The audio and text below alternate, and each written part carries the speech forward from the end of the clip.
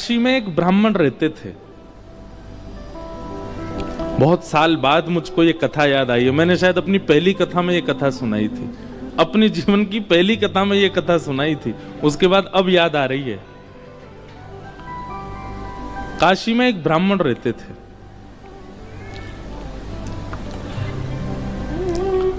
वो नित्य भागवत जी का पाठ करते थे। हम आपको भागवत जी की महिमा बता रहे हैं।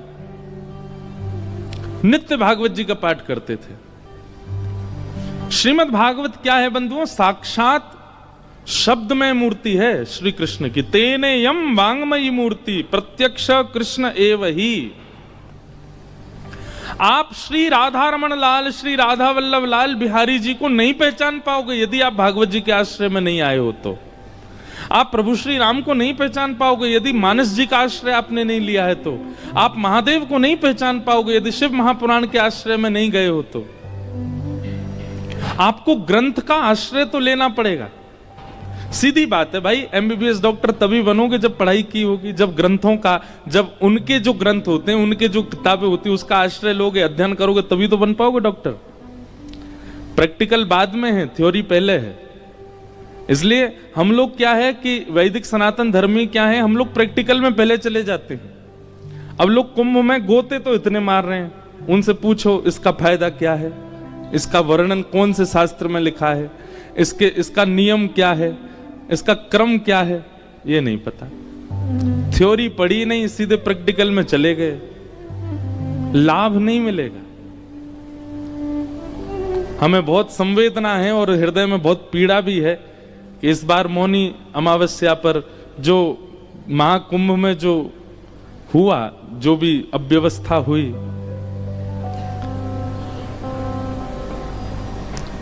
अब पता है उस अव्यवस्था का कारण क्या था? सबको त्रिवेणी जहां संगम होता वहीं नहाना है।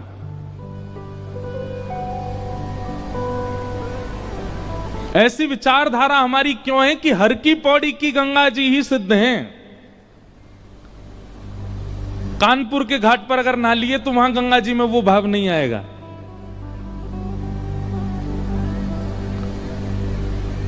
ये विचारधारा हमारी क्यों? और ये हमारी केवल गंगा के प्रति नहीं है, हमें अपने घर के ठाकुर जी में कम विश्वास है, वृंदावन बिहारी लाल में ज्यादा है। अपने घर के ठाकुर जी, उनको एक बार को सेवा ना करें चलेगा, पर वृंदावन जाए तो बिहारी जी दर्शन जरूर होने चाहिए। दोनों समान हैं। ये समत्व कब आएगा? जब सत्संग अतीत हो, जब आपकी थ्योरी बढ़िया होगी तो प्रैक्टिकल अच्छा जाएगा ही।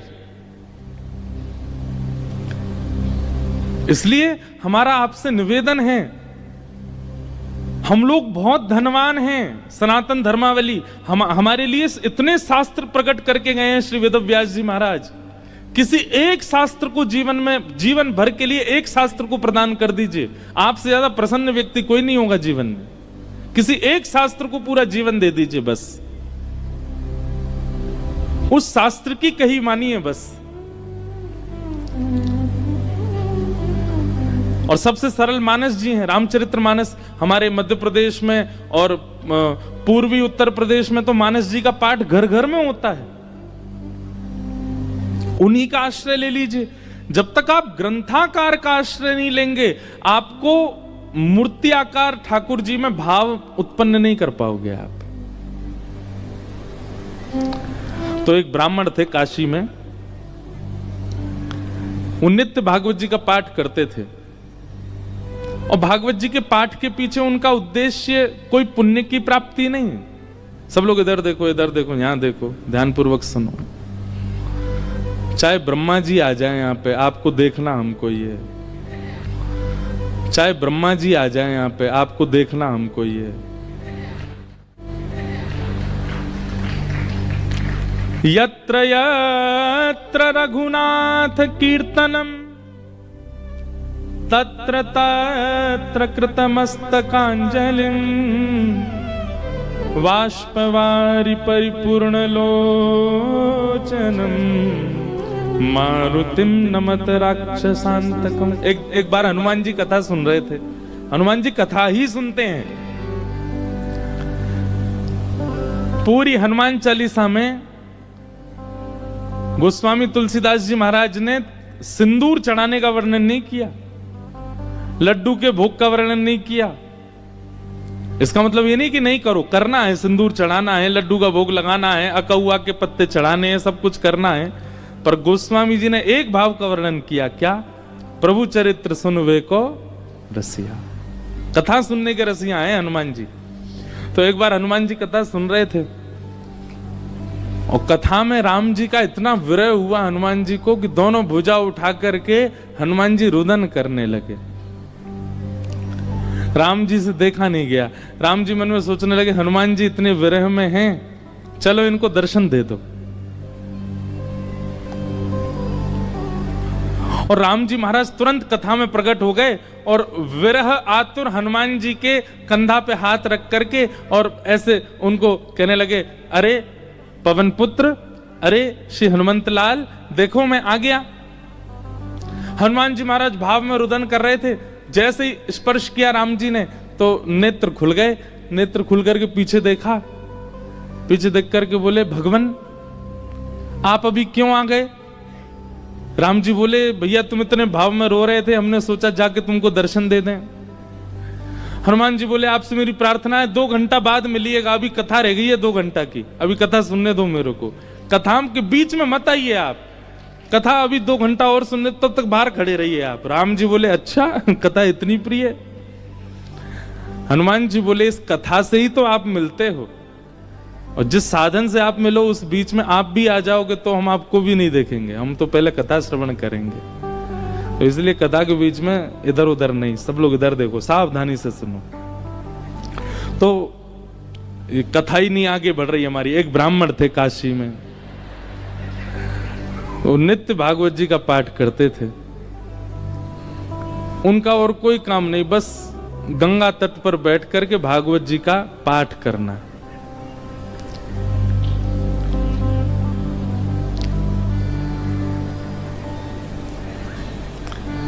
धीमे धीमे उनकी आयु बढ़ने लगी।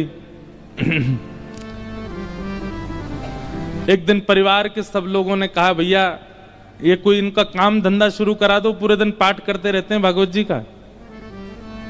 और पाठ भी किसी व्यक्ति के लिए नहीं, अगर कोई उनको दक्षिणा भी देता था कि पंडित जी हमारे यहाँ पाठ कर दो, तो उसके यहाँ पाठ करते थे, वो उसका पाठ, फिर उसके बाद अपना पाठ अलग करते, अपने लिए करते थे। उसके पीछे उनकी कोई कामना नहीं थी, निष्काम भाव से करते थे, नित्य पाठ करते। तो एक दिन घर के लोगों ने सबने कहा कि इनका ब्याह कर दो, ये करते धरते तो कुछ है नहीं, पूरे दिन पाठ में ही लगे रहते हैं, इनका ब्याह कर दो, पत्नी घर आएगी, अकल ठिकाने आ जाएगी। और सब घर के लोगों ने वो ब्राह्मण देवता का ब्याह कर दिया। पत्नी आ गई। कुछ दिन बाद पत्नी को भी पता लगने लगा कि ये कोई काम धंधा नहीं करते हैं, पूरे दिन केवल भागवत जी का पाठ करते हैं। बहुत प्रयास किया, लेकिन उसके बाद वो भी हार गई कि ये करेंगे नहीं, कहीं काम नहीं कर सकते, ये तो भागवत जी में ही लगे रहेंगे। तो आपत्तिकालीन गृहिणी परीक्षा, हमारे शास्त्र आज्ञा करते हैं कि घर में आई हुई आपत्ति के समय घर की गृहिणी की परीक्षा होती है। क्षमा कीजिएगा, घर में आई हुई आपत्ति के समय यदि गृहिणी ही हाथ खड़े कर दे तो फिर आपको ब्रह्मा भी नहीं बचा सकते। लेकिन घर में यदि कोई आपत्ति आ जाए और घर की नारी, घर की गृहिणी यदि वो अपना बल साध ले, वो ना टूटे, वो ना विचलित हो, चिंता मत कीजिएगा, आप उस संकट के सागर से निकल जाओगे। ये वेद प्रमाण है, ये शास्त्र प्रमाण बात है। इसलिए माताएं बहनों को एक बात हम कहें कि पति के ऊपर, बच्चों के ऊपर, परिवार के ऊपर कितने भी संकट आए, बाकी समय आप भले कितने भी आंसू बहाओ, लेकिन घर में आए हुए संकट के समय आप बस थोड़ा सा मजबूत हो जाइए, आपकी मजबूती से पूरा घर संभल जाएगा। आपत्तिकालीन गृहिणी परीक्षा।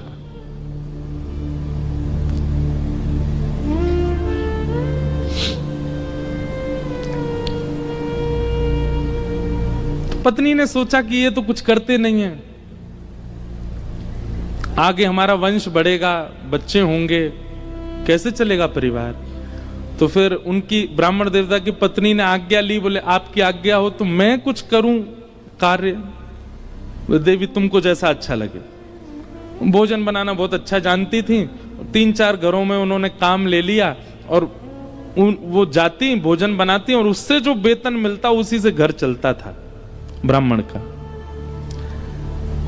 ब्राह्मण और प्रसन्न हो गए, बोले और बढ़िया, अब और कुछ नहीं करना पड़ेगा, भागवत जी में लगे रहो, पाठ करते रहो। अब इसमें कई लोग ब्राह्मण को कहीं आलसी मत समझिएगा, ये बहुत बहुत बड़ी बात हम आपको बताएंगे, वो अंत में उसका निचोड़ निकल के आएगा। 2-3 बालक भी उनके हो गए, चल रहा था घर। एक बार की बात, कुछ संतों का काशी में आगमन हुआ, संत आती रहते हैं काशी में, पर असमय में आना हुआ, बिना समय के संतों का आना हुआ। और उन्होंने किसी से पूछा, बोले भैया हम 5-10 मूर्ति हैं, कहीं प्रसाद पाने के इच्छुक हैं, कोई वैष्णव परिवार हो तो हमको बताओ। तो एक राह चलते व्यक्ति ने उन्हीं ब्राह्मण का घर बता दिया, बोले यहां चले जाइए, यहां बहुत एक सेवानिष्ठ और बड़े शास्त्रों का अध्ययन करने वाले ब्राह्मण रहते हैं, इनके पास चले जाइए, आप ये प्रसाद पवा देंगे।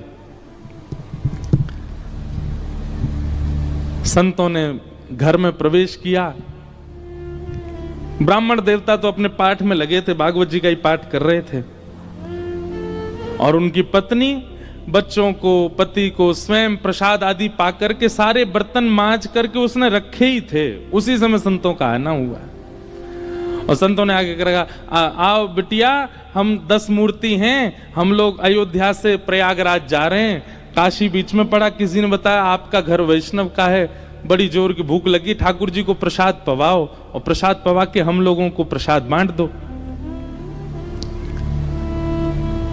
ब्राह्मणी बेचारी बड़ी प्रसन्न हो गई कि मेरे घर आज संत पधारे हैं प्रसाद पाने।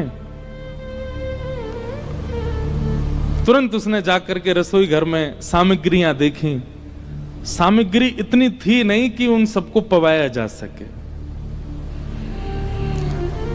दौड़ी दौड़ी अपने कक्ष में गई, जाकर के अपने जो उसका धन वो कमाती थी उसको जाकर के देखा कि जाऊं लेकर के आऊं, तो वह भी इतना नहीं था कि उन 10 महापुरुषों की सेवा हो सके।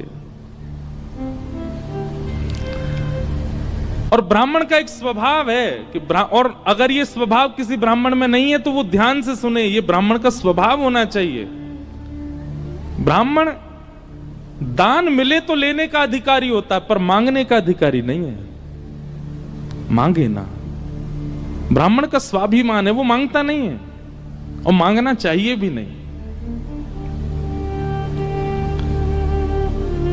अब वो कभी रसोई में जाए, कभी कक्ष में जाए, कभी एकांत में बैठ के सोचे मैं क्या करूं, संत पधारे हैं घर पर, कैसे प्रसाद पवाऊं, क्या व्यवस्था करूं, कुछ लाऊं, कभी ऊपर कुछ ढूंढे, कुछ मिल जाए, कुछ भुजिया मिले, नमकीन मिले, कुछ तो मिले, कुछ तो दूं, पर कोई व्यवस्था नहीं बन पाई।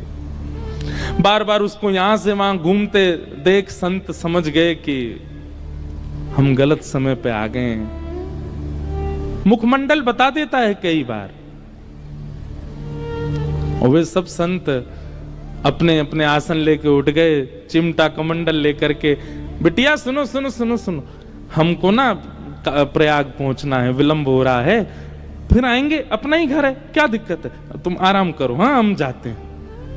और उस ब्राह्मणी के मन में वही आ रहा था, जब ये कक्ष मेरे घर में घुसे, इन्होंने घुसते ही क्या कहा था कि हम बहुत भूखे हैं, ठाकुर जी को भोग लगा के प्रसाद पवाओ, और ये भूखे ही जा रहे हैं और मैं कुछ नहीं कर पा रही।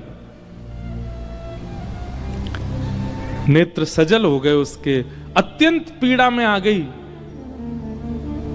आज तक तो अपने पति से कुछ कहा नहीं था, पर आज कक्ष में प्रवेश करके ताम्रवर्ण आंखों का हो रहा था और बस चिल्लाने लगी, बोले तुमसे ब्याह किया मैंने, आपने जैसे चाहा वैसे रही मैं, आप नहीं करते कुछ तो घर घर जाके प्रसाद बना करके घर चलाती हूं मैं, मैं भूखी रह जाऊं, बच्चे भूखे रहें, आप भी भूखे रह जाते हैं तो भी इतनी पीड़ा मुझको नहीं होती है। पर आज संत पधारे थे हमारे यहां, महापुरुष पधारे थे हमारे यहां, कल्पवासी महात्मा आए थे हमारे यहां।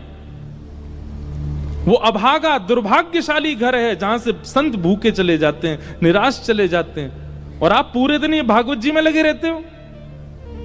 अगर ये भागवत कृष्ण हैं, अगर ये भागवत नारायण हैं, अगर ये भागवत साक्षात भगवान हैं, तो इन भागवत जी से कम इतनी उम्मीद तो हम रख सकते थे कि हमारे घर से संत भूखे नहीं जाते। क्या दिया भागवत जी ने हमें?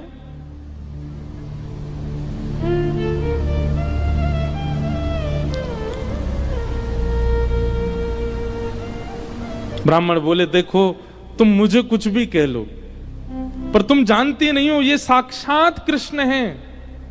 मैं क्यों बचपन से आज तक भागवत जी के उन्हीं 18,000 श्लोकों का मुझे कृष्ण दिखते हैं, मुझे लीला दिखती है, मुझे शामा शाम का नित्य विहार दिखता है भागवत जी में।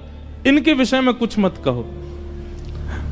ब्राह्मणी को और गुस्सा आ गया, भागवत जी की पोथी उठा करके और ब्राह्मण की गोद में पटक दी। बोले, सुनिए, ये उठाइए भागवत जी और निकलिए, मैं अपना घर चला लूंगी, अपने बच्चों को पाल लूंगी। आप जिस समय भागवत जी को त्यागने का संकल्प ले लें तब लौट करके आइएगा।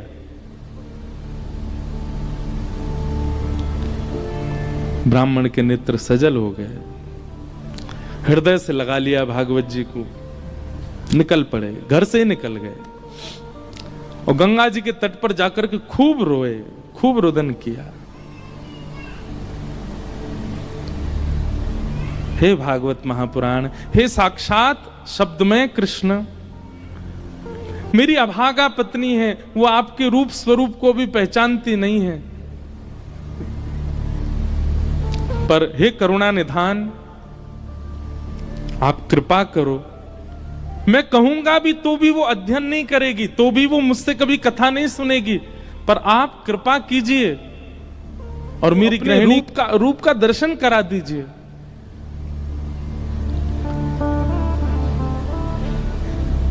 प्रबल प्रेम के पाल पढ़कर हरि को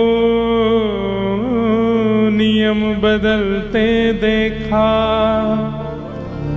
अपना मान टले टल जाए, पर भक्त का मान न टलते देखा। हमारे ब्रज के श्री बिंदु जी महाराज, उनका ये भाव है, प्रबल प्रेम के पाले पढ़कर हरि को नियम बदलते देखा, अपना मान टले टल जाए, पर भक्त का मान न टलते देखा। इतने में ही नन्हे से कन्हैया, ऊंची धोती पहनी, घुटने घुटने तक, नीचे के पांव ठाकुर जी के दिखाई दे रहे हैं, उनमें सुंदर सुंदर कड़ूला पहने, कड़ूलान में भी छोटे छोटे घुंघरू लगे हैं, कमर में करधनी पहनी है, करधनी में भी छोटी छोटी घंटी लगी है, गले में सुंदर दो हार पहने हैं, हाथों में बाजूबंद, ऐसे हाथों में कड़ूला, और सिर पर एक स्वाफा बांध करके सांवले सलोने कमल नेत्र ठाकुर जी प्रकट हो गए काशी में। लेकिन ब्राह्मण को नहीं दिखे अभी, बस कहीं हो गए प्रकट। प्रकट लिया, उठा करके सिर पर रखी, और महाराज जैसे कोई बालक कुछ बेचने के लिए जा रहा हो, ऐसे ठाकुर जी उस दलिया को लेकर के ब्राह्मण के घर जा रहे हैं। ब्राह्मण के घर पहुंच गए। ब्राह्मण गंगा किनारे अभी रो रहा है, और उसके घर पहुंच करके बाहर से उसके गेट को खटखटाने लगे। ब्राह्मणी निकल करके बाहर आई, जैसे ही दरवाजा खोला, सांवरे सलोने नंद नंदन। अब वो क्या जाने की है नंद नंदन, बस उसको तो ये दिख रहा था कोई किसी मैया का सुंदर सा बालक है, श्रृंगार करके डोल रहा गली में। जैसे द्वार खोला, द्वार खोल करके बोली, अरे बालक तुम कौन हो, कहां से आए हो, माताजी कहां, तुम्हारी पिताजी कहां, अकेले कहां घूम रहे हो, और ये इतनी भारी डलिया लेकर के कहां जा रहे हो। डलिया के ऊपर वस्त्र पड़ा था। तो ठाकुर जी एक हाथ से डलिया पकड़े, दूसरे हाथ से इशारा करके बोले, मानो इशारा कर रहे हैं हम गूंगे हैं, बोलना नहीं जानते। अच्छा गूंगे हो? ठाकुर जी बोले तो बोले फिर यहां क्यों आए हो? तो ठाकुर जी ने उसको इशारा किया, कुछ लिखने को दो, हम बताएं कौन है, कैसे आए। डलिया उठा करके ब्राह्मण देवता के घर के भीतर रखी और पर्चा लेकर के उस पर सुंदर लेखनी लिख करके और मोड़ करके ब्राह्मणी को दे करके और तुरंत ठाकुर जी पीछे मुड़े चले गए। ब्राह्मणी पत्र पढ़ने लगी, इतने तो ठाकुर जी वहां से अंतर ध्यान चले गए। अब ब्राह्मणी देखती रही, दूर दूर तक ठाकुर जी दिखे नहीं। क्या लिखा था उस पत्र में? ठाकुर जी बोले, हमें छोटा बालक मत समझो, हमारी कद को देख करके बस ये जान लो हम बौने हैं। हमारी हमारी हमारी जो कद है वो इससे बड़ी नहीं है ऊपर, नहीं तो हमारी उम्र बहुत है और हम बहुत बहुत धनवान परिवार से आते हैं। बहुत वर्षों से तुम्हारे पतिदेव हमारे कुल के लिए पाठ कर रहे हैं भागवत जी का, पर आज तक उन्होंने वेतन नहीं लिया अपना, आज तक एक रुपया भी हमसे मांगा नहीं। पर मुझे आज पता चला कि उनके परिवार को बहुत आवश्यकता है, इसलिए संपूर्ण जीवन काल में उनका जितना भी वेतन होता था वो हम देने के लिए आए हैं। वो जैसे ही घर आए उनको दे दीजिएगा। और ऐसा कह के ठाकुर चले गए। अब जैसे ही वो डलिया के ऊपर से वस्त्र हटा करके देखा, विविध प्रकार की मणियां, रत्न, सोने, जवाहरात, हीरे आदि सबसे लबालब भरी हुई वो डलिया। ब्राह्मणी मनी मन सोचने लगी, मैंने भी बेवजह डांटा, बिन बताए पाठ कर रहे थे यहाँ पर, और मुझे लगता तो था कि ये पाठ करते हैं, इसके पीछे कोई कारण नहीं, कुछ मिलता नहीं इनको, कुछ फिर भी लगे रहते हैं, पर ये तो बड़े गोपनीय हैं, मुझे बिन बताए किसी परिवार के लिए कर रहे थे। अपने बेटा को बुलाया, बोले सुनो पिताजी को खोजो, कहाँ हैं, ढूंढ के लाओ उनको। पिताजी बैठे थे गंगा किनारे, बच्चे ने जाकर पिताजी जल्दी चलो मैया बुला रही घर पे। शाम हो गई, लौट करके ब्राह्मण आए, बड़े उदास हताश हृदय से भागवत जी लगी हैं। जैसे ही घर आए, आज घर का स्वरूप ही बदल रहा था, बढ़िया सुंदर दिए जल रहे हैं बाहर। द्वार खोल करके देखा तो पत्नी का भी स्वरूप बदल गया है, बालक भी बिल्कुल नए नवीन कपड़े पहन करके विचरण कर रहे हैं। जैसी पतिदेव को आते देखा, ब्राह्मणी ने तुरंत आरती की, जल आदि छिड़काव करने लगी, खूब बलियां लेने लगी। पतिदेव बोले, ब्याह के बाद पहली बार इतना हमारा पूजन हुआ है, ऐसा क्या हो गया जो इतना पूज रही हैं हमको? देवी, ये घर की रौनक हमको डांटने से, फटकारने से घर की रौनक बढ़ गई तुम्हारी? रोज ही डांट दिया करो हमको। ऐसा क्या हो गया जो आज इतना सब कुछ मंगल, बच्चे नए वस्त्र पहन के घूम रहे हैं, आप बढ़िया साड़ी पहन के, ये कहां से इतना सब कुछ आया? हाथ पकड़ के बोली, आज तुम्हारी चोरी पकड़ी गई है ना, वहीं से मिला है ये सब कुछ। ब्राह्मण देवता बोले, मेरी कौन सी चोरी? बोले चलो दिखाती हूं। भीतर जाके कक्ष में बिस्तर पर ये सब रत्न पड़े थे। ब्राह्मण बोले, देवी ये कहां से आया इतना सब कुछ? बोले कहां से आया, ज्यादा चतुर मत बनिए, आपका गूंगा मालिक आया था। ब्राह्मण देवता बोले, गूंगा मालिक? मेरा गूंगा मालिक कौन? बोले बहुत छोटा सा था, पीली पीली धोती पहनी थी उसने, ऐसी सुंदर स्वापा सिर पर बांध रखा था, ऐसे गदमदरा से उसके हाथ मोटे मोटे से, और इतने सुंदर उसका मुखमंडल, गाल बिल्कुल गुलाबी, आंखें बिल्कुल ऐसे कटाक्ष जैसी, और क्या सुंदर। ब्राह्मण देव बोले, नाम नहीं पूछा? बोले इशारा किया उसने कि मैं गूंगा हूं। वो तुमको कैसे पता फिर मेरा? बोले वो लिख के दे के गया। बोले कहां लिखा है, दिखाओ। जैसे ही पृष्ठ पत्र वो उनके ब्राह्मण के हाथ में दिया, अक्षर सब अंतर ध्यान हो चुके थे। देवी यहां तो कुछ भी नहीं लिखा है। ब्राह्मण बोली दिखाओ। ब्राह्मणी ने देखा तो वहां कुछ भी नहीं था।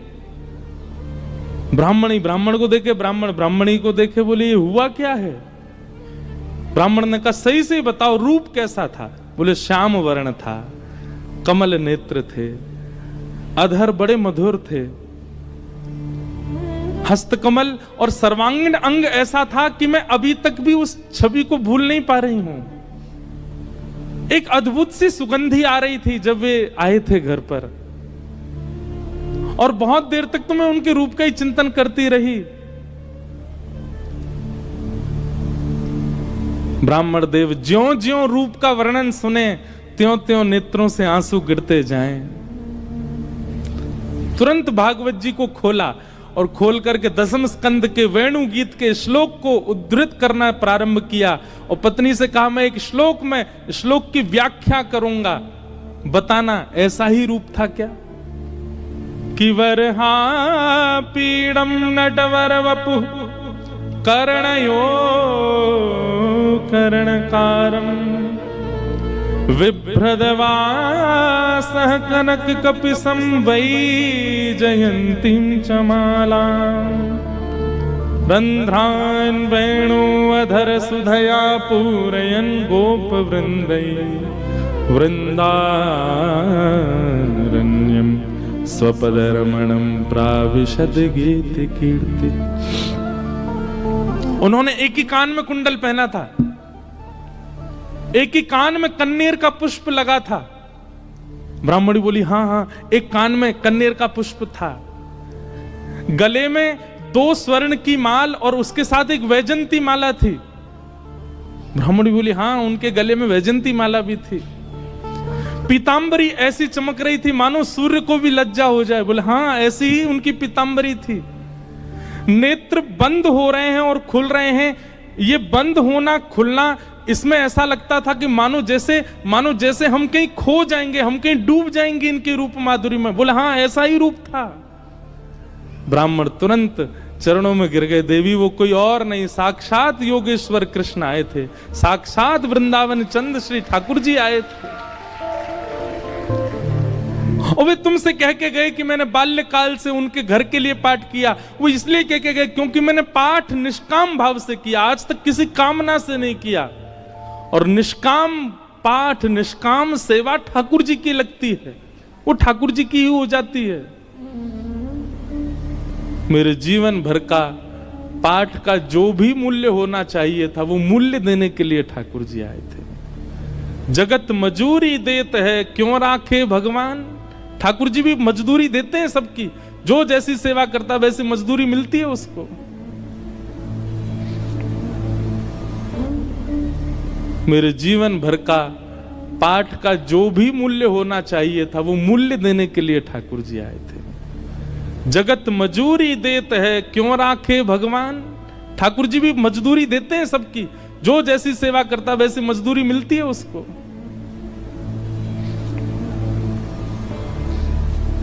ब्राह्मण आनंदित हो गए, और उसी काल से वो ब्राह्मणी भी जीवन यापन के लिए कार्य तो करती, पर भागवत जी की साधिका हो गई और नित्य भागवत जी का पाठ करने लगी। भागवत कोई ग्रंथ नहीं है, कोई किताब नहीं है, कोई पोथी नहीं है। और एक बात कह दूं तो कोई अतिशयोक्ति नहीं, पुराण से ऊंचा हमें शब्द मिला नहीं, इसलिए हम पुराण कहते हैं। श्रीमद् भागवत सचल श्री कृष्ण है, साक्षात कृष्ण है। आपको शायद राधा रमण जी के मंदिर में श्री कृष्ण की प्रतिमूर्ति, श्री कृष्ण का भाव का अनुभव ना हो, पर कथा में हो जाएगा। आपको शायद कभी वृंदावन में वो अनुभव ना हो जो कथा में हो जाएगा। क्यों? कथा में सचल शब्द के रूप में श्री कृष्ण विचरण करते हैं। ऐसी भागवत जी को हम बारंबार प्रणाम करते हैं, वंदन करते हैं। बोलो भागवत महापुराण की।